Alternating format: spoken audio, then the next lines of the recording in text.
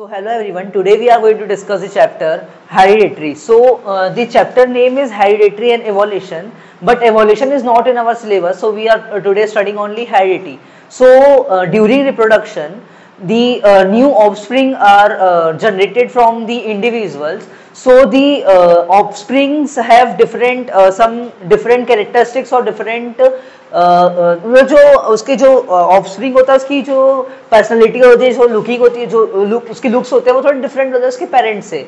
और कुछ कुछ चीज़ें होती है जो हमारे जो ऑफस्प्रिंग है उसमें सेम होती है. सो जो हमारी जो ऑफस्प्रिंग जो नया प्रोडक्ट फॉर्म हुआ है इसमें जो हमारे जितने भी कैरेक्टरिस्टिक्स आते हैं उसकी स्टडी जो हमारी होती है वो उसको हम बोलते हैं हेरिडिटी. सो बेसिकली हेरिडिटी कुछ नहीं होता है. हेरिडिटी मतलब आपके जो ट्रेड्स, अब ट्रेड्स एक नया वर्ड आ गया. ट्रेड्स कुछ नहीं मतलब एक कैरेक्टरिस्टिक्स को ही हम ट्रेड्स बोलते हैं. जो आप अपने पेरेंट्स से जो कैरेक्टरिस्टिक्स ले रहे हो उसको मतलब ट्रेड्स ले रहे हो. मतलब जैसे आपके कुछ आपके घर में देखोगे किसी के बेस्ट एग्जांपल है एक ईयर लोब्स. आपके जो ईयर लोब्स है कुछ लोगों के ईयर लोब्स अटैच्ड होते हैं और किसी के अटैच नहीं होते, मतलब फ्री होते हैं. तो आप अपने घर में जाकर जिसके होते हैं ऐसे अटैच होते हैं तो आप उसमें देख सकते हैं कि किसी या तो आपकी मदर या फिर फादर या दोनों के जो आपके ईयर लोब्स है वो सेम होंगे. आपकी आईज का कलर, आपके हेयर का कलर, आपकी लुकिंग जो भी होगी वो आपके फादर और मदर के ऊपर डिपेंडेंट होगी. अब इसमें भी दो आ जाता है कि आप अपने फादर जैसे दिखोगे या नहीं मदर जैसे दिखोगे. तो इसमें जो भी ये प्रोसेस होता है कि आप किसके जैसे दिखोगे वो हमारे हेरिडिटी के अंदर आता है. अब वो ये चीज़ डिसाइड होती है कि आप किसके जैसे दिखोगे. वो हमारी होते हैं जीन से. जो हमारे जीन्स जो हमारे पेरेंट्स के अंदर जीन हमको मिलते हैं, जो हमारे कैरेक्टरिस्टिक्स हमको मिलती है हमारे पेरेंट्स से, वो हमारे डिसाइड करते हैं कि हम किसके जैसे दिखेंगे. जिसके भी कैरेक्टरिस्टिक्स या ट्रेड्स जिसके भी ज़्यादा अमाउंट में हमारे बॉडी में होंगे हम उसके से दिखेंगे. Accumulation of variation during reproduction, मैंने आपको बताया कि कैसे एक ट्रेड्स जो ट्रेवल करते एक ऑर्गेनिज्म से दूसरे ऑर्गेनिज्म में. जैसे आप अपने पापा जैसे दिखोगे, आपके पापा उनके पापा जैसे दिखेंगे, उनके पापा जैसे दिखेंगे. ये जो आपकी एक प्रोसेस चलते आ रही है ये चलते रहेगी. और उसमें दो टाइप के ट्रेड्स होते हैं, एक्वायर्ड और इनहेरिटेंस. इनहेरिटेड ट्रेड, इनहेरिटेड मतलब जो आपको पहले से मिला है, आपको आपके पापा से मिला है, आपकी मम्मी से मिला है वो. और एक्वायर्ड मतलब आपने जो खुद अपने अंदर डेवलप किया, आपकी वेरिएशंस के साथ आपके वो ट्रेड आपके अंदर डेवलप हुई है. जैसे आपके मान लो कि आप एक बहुत अच्छे आर्टिस्ट हो या बहुत अच्छे स्पोर्ट्समैन हो, ये चीज़ आपने अपने अंदर से डेवलप की है. आपको किसी के आपके ना फादर ना मदर आपको किसी से नहीं मिली है. तो ये चीज़ होती है आपके एक्वायर्ड ट्रेड. और इनहेरिटेड ट्रेड मतलब जो भी आपको पहले से जो चीज़ें आपकी पुश्तैनी जो बोलते हैं ना वो आपका इनहेरिटेड में आएगा. और जो भी ये ट्रेड्स का ट्रांसफर होता है इसको हम इनहेरिटेंस बोलते हैं. जिस चीज़ के थ्रू ये होता है वो होती है इनहेरिटेंस. सो आपको मैंने बताया इनहेरिटेंस मतलब क्या होता है. जब आपकी ट्रेड्स ट्रांसफर हो रही है आपके पेरेंट्स से आपके अंदर, वो है आपका inheritance of traits. Next is Mendel's. The full name of the scientist was George John Mendel. He was a scientist. He was very famous for his mathematics. ये जो हमारे साइंटिस्ट थे ये इनकी मैथमेटिक्स की कुछ डिस्कवरीज के कारण बहुत ज़्यादा फेमस थे. और पर इनको साइंस और मैथ से थोड़ा मतलब इनके लाइफ में फेलियर भी हुआ है. तो उनने उन फेलियर से फिर एक नया एक्सपेरिमेंट लाया कि जो हमारी जो भी ट्रेड्स हमारी जो आगे बढ़ रही है वो कैसे हो रही है. इस कारण से जो हमारे मेंडल है इनको हम फादर ऑफ हेरिडिटी भी बोलते हैं. जितनी भी हमारी हेरिडिटी है वो जितनी जो भी हमारे पास लॉ है, हम जितना जानते हैं हेरिडिटी के बारे में, वो हमको मेंडल के थ्रू ही हम उसके लिए जागरूक हुए. मतलब कैसे होती है, कैसे हमको आइडिया हुआ कि जो भी हमारी हेरिडिटी है वो उसकी प्रोसेस होती कैसे है. So his contribution on the inheritance I have tell you. Then experiment conducted by Mendel. So the experiment conducted by Mendel was he used pea plant to see the how characteristics है वो उनके parents से उनके offspring में कैसे जाते हैं. और यहाँ पे क्वेश्चन आता है कि जो उनने पी प्लांट ही क्यों यूज़ किया. कुछ और भी तो यूज़ कर जैसे कर सकते, जैसे हमारे हम ह्यूमंस के ऊपर कर सकते थे, कोई एनिमल्स को ले सकते थे, पर ऐसा नहीं किया उन्होंने, क्योंकि जो पी प्लांट होता है वो बाइसेक्सुअल होता है, वो खुद ही अपने आप को रिप्रोड्यूस, उसको क्रॉस ब्रीडिंग करा सकते हैं। सेकंड, जो पी प्लांट होती है उसकी लाइफ ज़्यादा नहीं होती, 3 to 4 मंथ होती है, इस कारण से उसकी जो भी रिप्रोडक्शन की प्रोसेस है वो बहुत फास्ट होगी। और जैसे हम ह्यूमंस के लेंगे, जैसे हम मान लेते हैं कि 100 ईयर्स उनकी लाइफ है, वो 100 ईयर्स तक पूरा अपनी जो भी एक्सपेरिमेंट है वो कंडक्ट कर रहे हैं, पर 100 ईयर्स में भी वो सिर्फ फर्स्ट या सेकेंड जनरेशन की ही स्टडी कर पाएंगे और आगे की स्टडी नहीं कर पाएंगे। पर अगर वो पी प्लांट लेते हैं तो वो अपने 4th जनरेशन 5th जनरेशन तक की स्टडी कर सकते हैं पी प्लांट की। So this were the reason for because the Mendel takes the pea plant for his experiment. So when the Mendel take pea plant for his experiment, यहाँ पे दो नई चीज़ आ जाती है। ट्रेड्स जो हमारे होते हैं ना, उनको हम डिनोट करते हैं उनके मतलब जो भी ट्रेड्स होते हैं जो 2 टाइप के होते हैं, और मतलब एक रिसेसिव होता है और एक डोमिनेंट होता है। ये हम देखेंगे मेंडल के लॉ में, जो मेंडल ने लॉ दिए थे। डोमिनेंट और जो हमारा डोमिनेंट ट्रेट है और हमारा जो रेसेसिव ट्रेट है, हम कैसे डिसाइड करेंगे? जैसे मैंने आपको स्टार्टिंग में बताया था कि अपने पापा जैसे दिखोगे कि आपकी मम्मी जैसे दिखोगे। अगर आप अपने पापा जैसे दिख रहे हो तो आपके अंदर जो आपके पापा की जो ट्रेट्स है वो डोमिनेंट ट्रेट्स है और आपकी मम्मी के रेसेसिव ट्रेट्स है। तो जो एक्सपेरिमेंट है उसको कंडक्ट कराने के लिए जो हमारे मेंडल ने 2 पी प्लांट लिए थे, उनमें एक शॉर्ट पी प्लांट था और एक टॉल पी प्लांट था। मतलब on the basis of height इन्होंने एक्सपेरिमेंट कराया था। और यहाँ एक और चीज़, एक और रीज़न है जो हमारी पी प्लांट को यूज़ करने का। दी पी प्लांट है 7 कॉन्ट्रासेप्टिंग करेक्टर्स।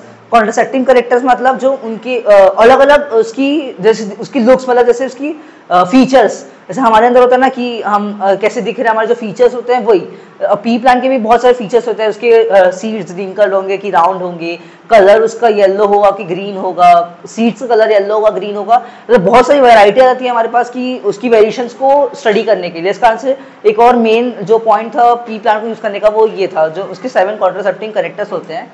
अब उनने पहली जो जनरेशन फॉर्म करी थी जो हमारा पी प्लांट को लेके, उसमें एक शॉर्ट लिए थे, एक टॉल लिए थे। On the basis of height उनने ये एक्सपेरिमेंट को, जो फर्स्ट जनरेशन है उसको कंडक्ट कराया था। तो जो शॉर्ट होगा उसके ट्रेड्स होंगे, जो डोमिनेंट ट्रेड्स होंगे उनको हम कैपिटल लेटर से डिनोट करेंगे, और जो रेसेसिव ट्रेड होंगे उनको हम स्मॉल लेटर से डिनोट करेंगे। तो जो शॉर्ट है तो मतलब यहाँ पे हम जो भी इसकी हाइट होगी उसको हम पी से डिनोट करेंगे। मतलब ये कुछ बेसिक टर्म्स है जिसको हमको याद करना पड़ेगा हमारी हेरिडिटी की ये जो भी मेंडल की जो एक्सपेरिमेंट को कंडक्ट कराने के लिए। सो शॉर्ट वाला जो प्लांट है उसकी कैरेक्टर्स, जो उसकी ट्रेड्स है वो स्मॉल टी है, और जो टॉल वाला प्लांट है इसकी कैरेक्टरिस्टिक्स कैपिटल टी है। जब इसका इनने क्रॉस कराया तो इनके पास 4 प्रोडक्ट आए। पहला जो हमारा स्मॉल टी है, कैपिटल टी, दोनों एक ट्रेड, मतलब एक ऑफस्प्रिंग मिला जिसमें कैपिटल टी और स्मॉल टी के ट्रेड्स थे। दूसरा भी हमारा यही मिला जो कैपिटल टी स्मॉल टी था।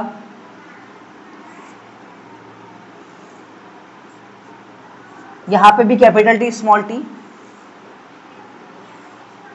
और यहाँ पे भी कैपिटल टी स्मॉल टी। अब यहाँ पे एक नया लॉ आ जाता है हमारे मेंडल का। ये लॉ था जो सेकंड जनरेशन फॉर्म हुई और गर्ल्स फॉर्म। ये सेकंड जनरेशन, ये फर्स्ट जनरेशन है। नहीं, ये जो सेकंड ऑफस्प्रिंग उसका जो कैपिटल टी होगा वो पीछे वाला होगा। कौन सा? पीछे वाला कैपिटल टी होगा। सॉरी,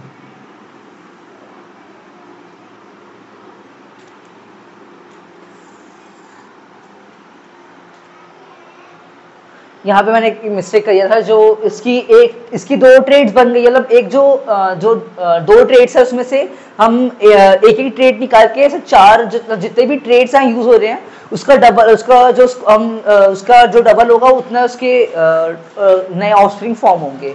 तो यहाँ पे हम देख सकते हैं एक नया लॉ है, लॉ ऑफ डोमिनेंस। अब जो यहाँ पे हम जो भी कैरेक्टर्स ट्रेड्स लिख रहे हैं, इसमें जो डोमिनेंट वाला होगा वो आगे लिखेंगे और रेसेसिव वाला पीछे। तो लॉ ऑफ डोमिनेंट ये बोलता है कि जो हमारा जो डोमिनेंट वाला कैरेक्टर होगा वो ही डिसाइड करेगा कि प्लांट की कैरेक्टरिस्टिक्स कैसी होगी।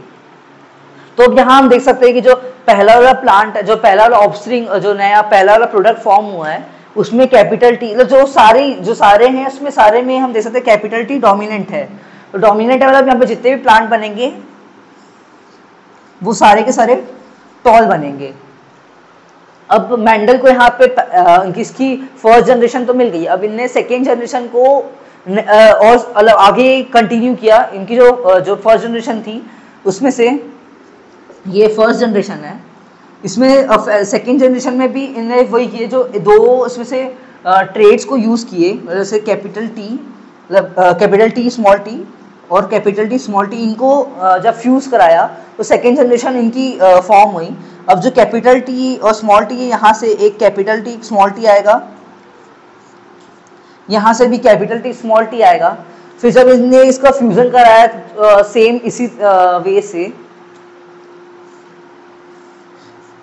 तो एक पहला जो बना वो टॉल, जो हमारे कैरेक्टरिस्टिक्स है इसके वो टी होंगे। सेकेंड वाला जो बनेगा स्मॉल टी, क्योंकि यहाँ पे कोई डोमिनेंट नहीं है, दोनों रेसेसिव है इसलिए।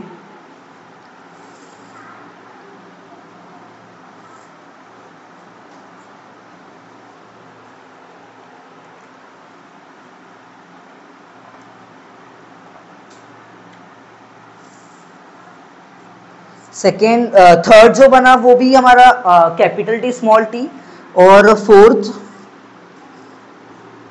Capital T small T.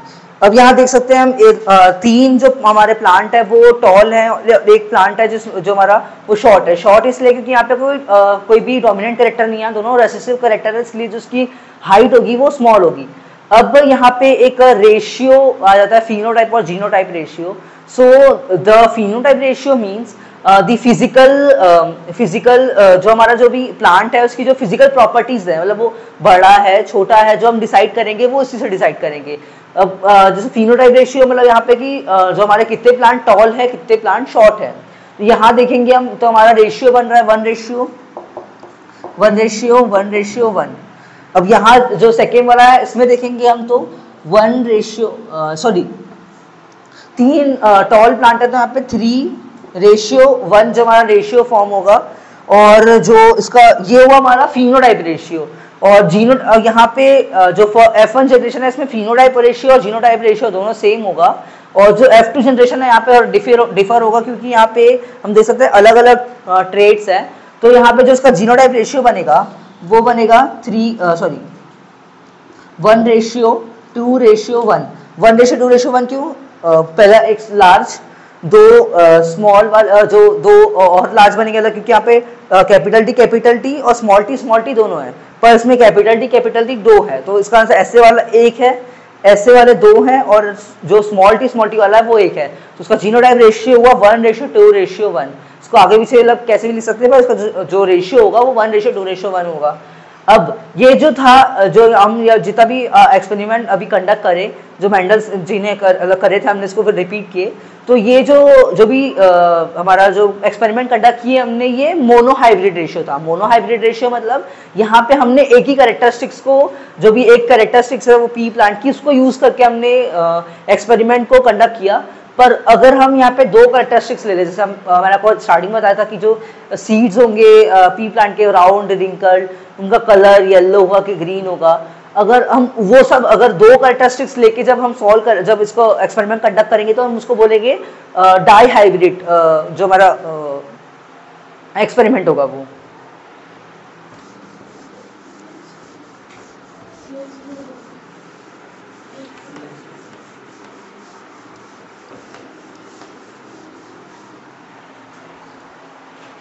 तो अब देखते हैं हम, जब हम 2 कैरेक्टरिस्टिक्स को यहाँ पे जब उनका फ्यूजन कराएंगे तब कैसा फॉर्म होगा। तो मैं यहाँ पे ले लेता हूँ कि जो हमारा एक सीड्स को लेके हम अब यहाँ पे कराएंगे। तो जो सीड है वो राउंड है और कलर में ग्रीन है, और एक सीड है जो रिंकल्ड है और येलो है। अब इसको हम डिनोट कैसे करेंगे? कैपिटल आर स्मॉल वाई, क्योंकि ग्रीन है तो हम इसको स्मॉल वाई से डिनोट करेंगे। और रिंकल्ड में स्मॉल आर, येलो में कैपिटल वाई। आप इसको अपने हिसाब से चेंज कर सकते हो, जैसे आपको आपकी रिक्वायरमेंट है उस हिसाब से चेंज कर सकते हो। अब जब यहाँ पे मैं इनका जब फ्यूजन कराऊंगा तो यहाँ R R small Y small R capital Y, तो यहाँ से दो जो इसके दो ट्रेड्स आएंगे, एक कैपिटल आर एक कैपिटल वाई,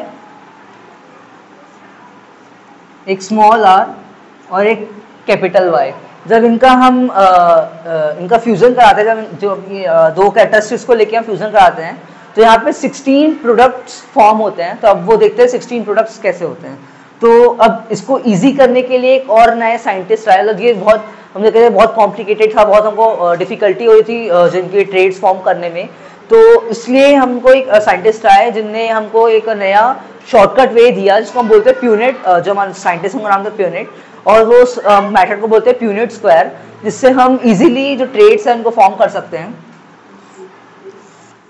यहाँ पे एक मैंने गलत चीज़ बोल दिया, जो राउंड है वहाँ पे हम ग्रीन कलर की येलो सीड्स लेंगे, राउंड और येलो, कैपिटल वाई, और यहाँ पे ग्रीन स्मॉल वाई। अब जब यूनिट स्क्वायर का हम यूज़ करके इसकी कैरेक्टरिस्टिक्स बनाएंगे तो capital R capital Y, next column capital R small R capital Y, small Y, same here.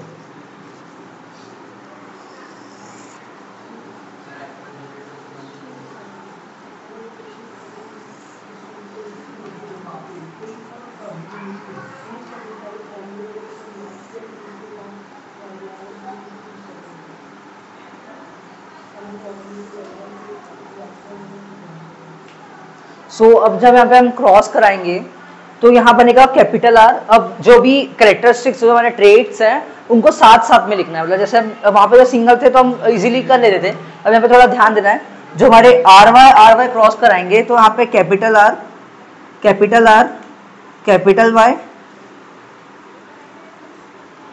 Y, फिर जब हम दोनों को क्रॉस कराएंगे तो capital R capital Y small Y.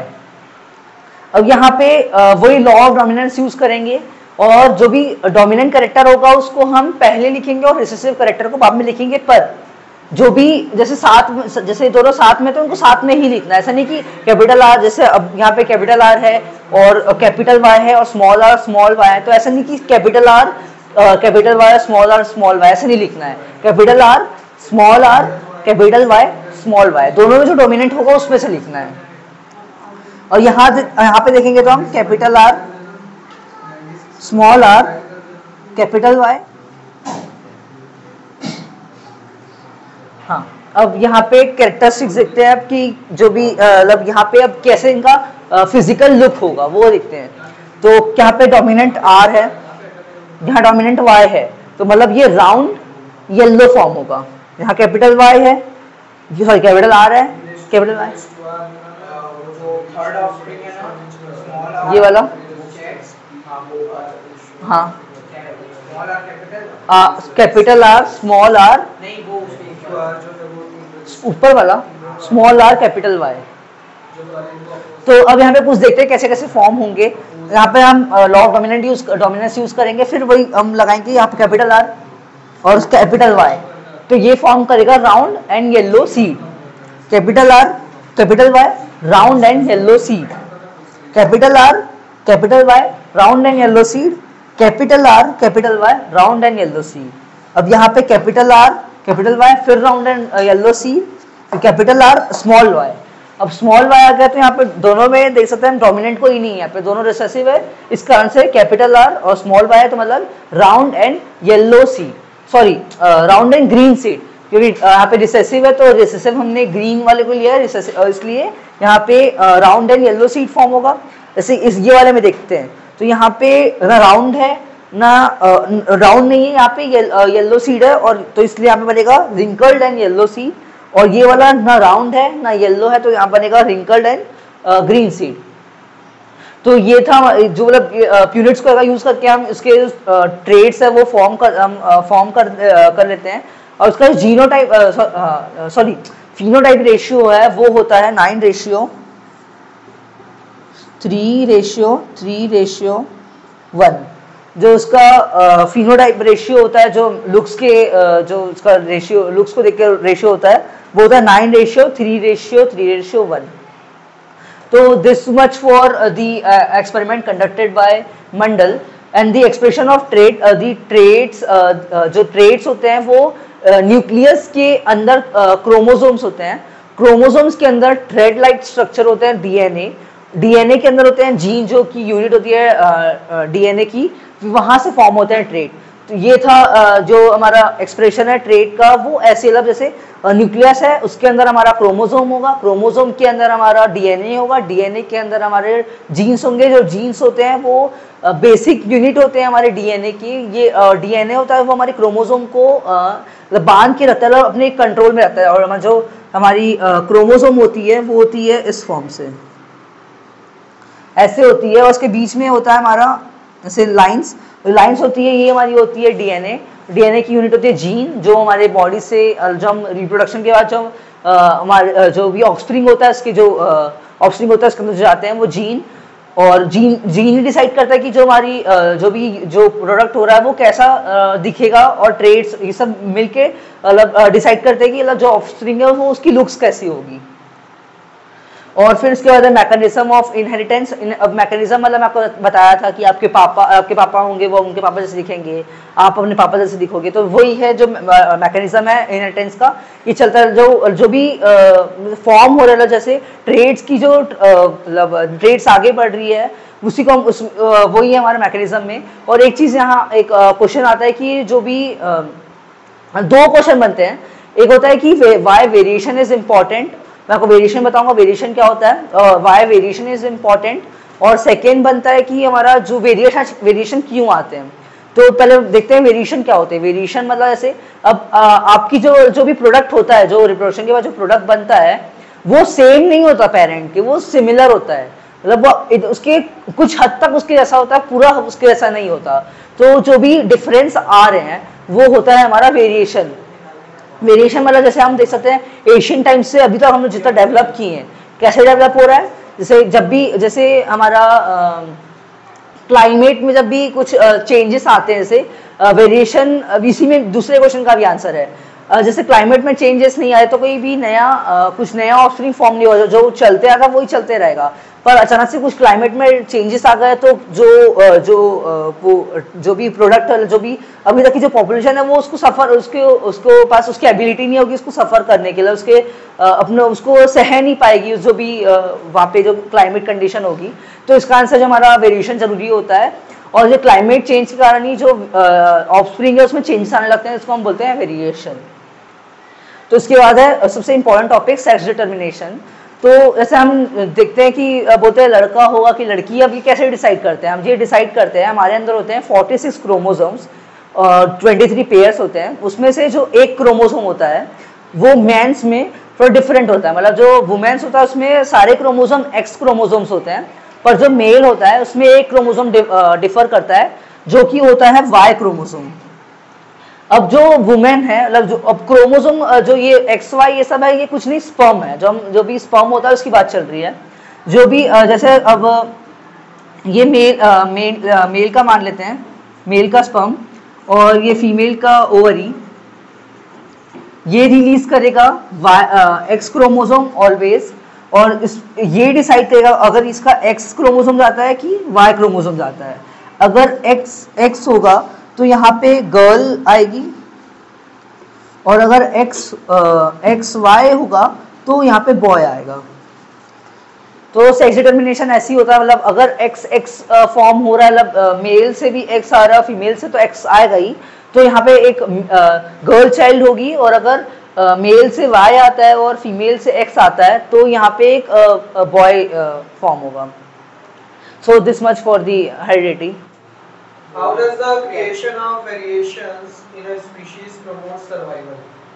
Sir मैंने बताया था कि जो वेरिएशन है इम्पॉर्टेंट है किसी भी ह्यूमन के लिए, क्योंकि वेरिएशन से अगर वेरिएशन नहीं होगा तो जो भी ह्यूमन है उसको उसकी जो भी जो प्रोडक्ट फॉर्म हो रहा है वो कुछ भी हो सकता है, ऑर्गेनिज्म जो ऑर्गेनिज्म है उसको उस क्लाइमेट को सफ़र करने की एबिलिटी आ जाती है जो कि वेरिएशन से आती है। अगर वो नहीं होगा तो जो भी ऑर्गेनिज्म है वो सर्वाइव नहीं कर पाएगा। हाँ, तो इस पे फर्स्ट जनरेशन की बात करें।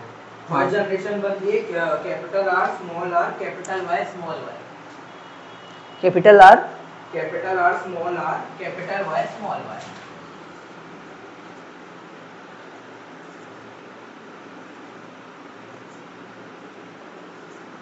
हाँ, ठीक है, जीन्स का फ्यूजन होगा तो ऐसे दो कैरेक्टर बनेंगे जिनका आपस में फ्यूजन करवा के ये बना पूरा बनेगा। ठीक। What is law of segregation?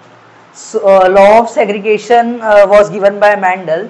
According to this law जो हमारी ट्रेड्स हैं उससे हम डिसाइड करते हैं कि वो मतलब किस टाइप का वो फॉर्म होगा, जो भी ऑर्गेनिज्म है वो मतलब उसके अकॉर्डिंग मतलब उससे ही हमको पता चलता है कि क्या फॉर्म होने वाला है।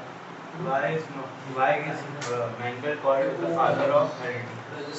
बिकॉज ही जो मैंडल थे इन्हीं ने हमको जो भी हेरिडिटी है इसके बारे में एक्सप्लेन किया, उनसे पहले कोई साइंटिस्ट नहीं थे इस कारण से। जैसे कि होता है कि जो डोमिनेंस और रिसेसिव ट्रेट रहती है, अगर मदर के हेयर का कलर ब्लैक है, फादर का ब्राउन है, ऑफस्प्रिंग का ब्लैक है, तो यानी मदर का जीन वो हो गया डोमिनेंट हो गया। हाँ। ऐसा पॉसिबल है कि वो मतलब कि जो एक ही कैरेक्टरिस्टिक है उसके दो ट्रेट्स आ सकते हैं। मतलब कैसे? मतलब कि जो जैसे मदर का ब्लैक है फादर का ब्राउन है, तो जो बच्चा है उसका थोड़ा ब्राउनिश, जो बाल का कलर है वो थोड़ा ब्राउनिश ब्लैक हो, ऐसा पॉसिबल है? तो वो आपकी वो वेरिएशन के अंदर आ जाता है ना, उसमें वेरिएशन हो रही है आपकी जो जो आपकी ऑफस्प्रिंग है उसकी जो ट्रेड्स है उसमें थोड़े से मॉडिफिकेशंस हो रही हैं, उस कारण से वो ऐसा फॉर्म हो रहा है। पॉसिबल है? हाँ, वही तो वेरिएशन है। Genes assort the independently, true और false? Sir false. What is meaning the question? Sir उसमें जीन्स मतलब जो भी वर्क कर अलग अलग जगह पे अलग अलग जीन्स वर्क करते हैं ना, ऐसा है ना क्वेश्चन, मतलब अलग अलग जगह पे अलग अलग जीन होती है। This is true not false. Third law of Mendel, law of independence. I don't know. Most of the mutations are beneficial, true और फॉल्स? सब म्यूटेशन मतलब म्यूटेशन जो असेक्सुअल में पार्टिसिपेट करता है, कॉज होता है। हाँ। सो क्वेश्चन क्या था? Most of the mutations are beneficial. Sir नहीं होता बेनिफिशियल उतना, मतलब ट्रू है। Reproduction leads to variation, how? Sir due to the change in climate the genes develop according to that climate, that's why the variation occurs. A Mendelian experiment consisted of breeding pea plants bearing violet flowers with pea plants bearing white flowers. What will be the result in F1 progeny? Sir इसमें जो plant होगा उसमें सारे के सारे violet colour के plants हमको देखने मिलेंगे। रिसेसिव ट्रेट जिसकी क्या कहते हैं, जिसकी पावर हमको बहुत कम दिखे, जिसकी विजन बहुत कम दिखे हमको बॉडी में। कभी-कभी ऐसा होता है कि जो फादर और जो मदर है, फॉर एग्जांपल जो फादर के आंखों का कलर है वो ब्लू है, जो मदर की आंखों का कलर है वो ग्रीन है, लेकिन जो ऑफस्प्रिंग है उसका कलर या तो ब्लैक या तो ब्राउन ऐसा आ जाता है, तो वो क्यों होता है? वेरिएशन। हाँ। Okay, done.